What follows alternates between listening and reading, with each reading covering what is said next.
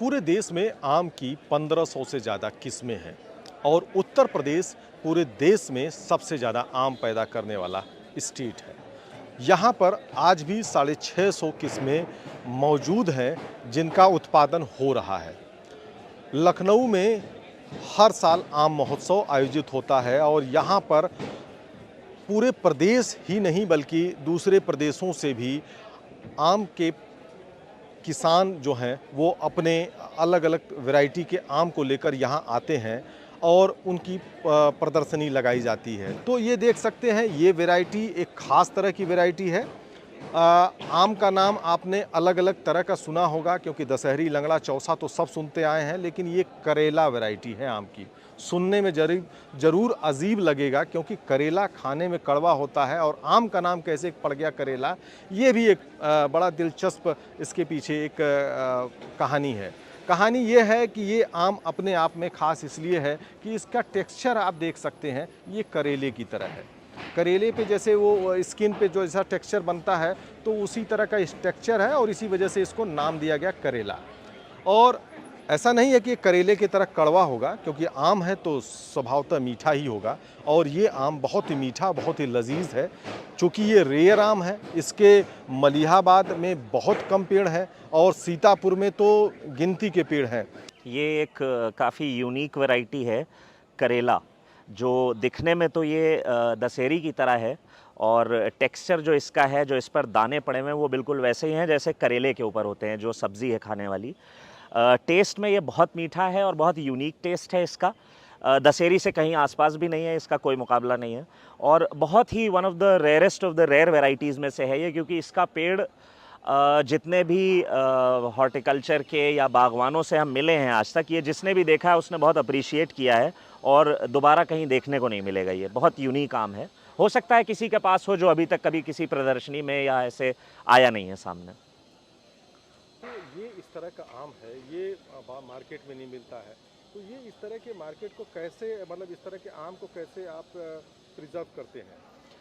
Actually हमारा एक initiative है, जो हमारा ये पुराना बाग है, जो अक़साम का बाग है जिसमें सिर्फ किस्मों के आम हैं, उसको हम अब प्रमोट कर रहे हैं पिछले 4 साल से। हमारे बड़े भाई फ़हद फ़ारूक़ी वो इसी चीज़ में लगे हुए हैं फुल टाइम और हमारी कोशिश ये है कि हम इस तरह के यूनिक आम जितने भी हैं हमारे पास और जो हमारे मिलने वाले लोग हैं उनके पास में, उन आमों को प्रमोट करें। हम इसका बॉक्स बनाते हैं जिसमें मिक्स्ड बॉक्स कहते हैं, उसमें इस तरह का एक आम रखते हैं क्योंकि अब किसी आदमी को अगर ये एक पेटी चाहिए तो नहीं मिल पाएगा, या तो वो एक वक्त में तैयार नहीं होगा या तो अवेलेबल ही नहीं होगा।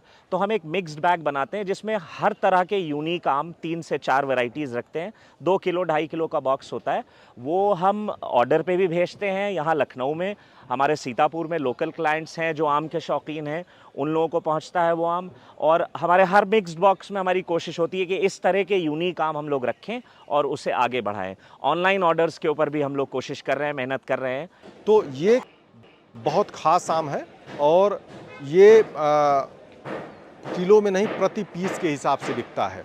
इसकी कीमत नहीं आकी जा सकती क्योंकि ये एक तरह से देखा जाए तो इसके पेड़ कम हैं, तो ये संरक्षित कैटेगरी में आता है। धर्मेंद्र सिंह, किसान तक, लखनऊ। अकेले अन्नदाता किसानों के जीवन में परिवर्तन लाने के लिए डीबीटी के माध्यम से 3.5 लाख करोड़ रुपए से अधिक की धनराशि डीबीटी के माध्यम से अन्नदाता किसानों के खाते में गया है।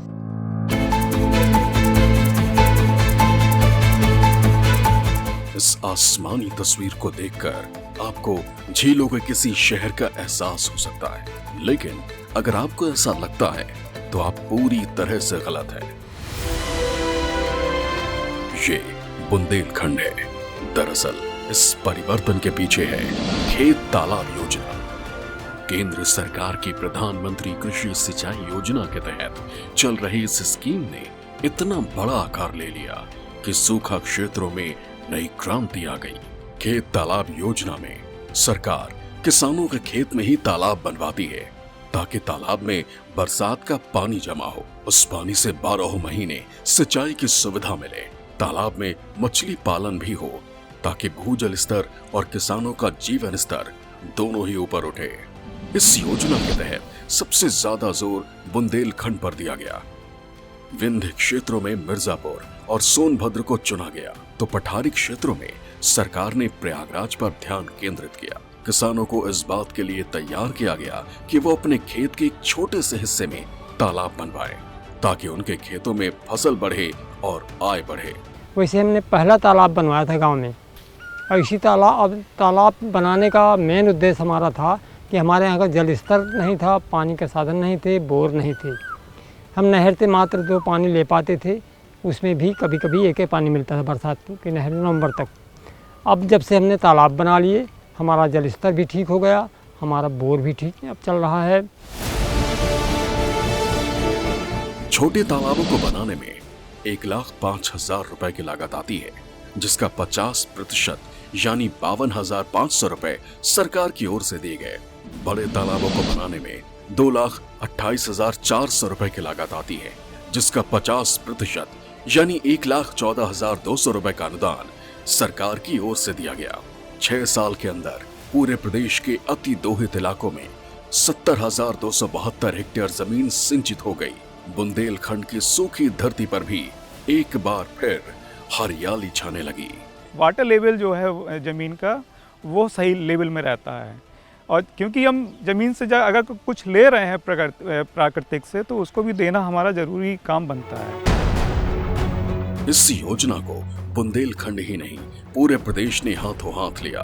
प्रदेश में तालाब पर तालाब बनने लगे और योगी सरकार के 6 सालों के कार्यकाल में तालाबों का ग्राफ बढ़ता ही चला गया। योगी सरकार ने पहले साल 2017-18 में 1011 तालाब बनवाए, जबकि अगले साल 2018-19 में इसका 4 गुना 3,989 तालाब बनवाए गए। 2019-20 में यूपी सरकार ने इससे भी ज्यादा 5,261 तालाब बनवाए, और 2020-21 में जब कोरोना के कारण भारत के लिए कठिन समय आया, उस वर्ष भी यूपी सरकार ने 4,427 तालाब बनवाए। 2021-22 में पूरे प्रदेश में 5,388 तालाब बनवाए गए, और 2022-23 में नए तालाब बनवाने की संख्या सर्वाधिक 6,306 तक पहुंच गई। इस तरह खेत तालाब एक मिशन बन गया, और 6 वर्षों में पूरे प्रदेश में 26,382 नए तालाब तैयार हो गए। ये योजना ऑनलाइन चल रही है। किसान घर बैठे राज्य सरकार की वेबसाइट पर आवेदन करता है, खेत के एक हिस्से में तालाब बनवाता है, खेती की लागत कम करके अपनी आय बढ़ाता है, और आज किसान बुंदेलखंड की पहचान बदल रहा है।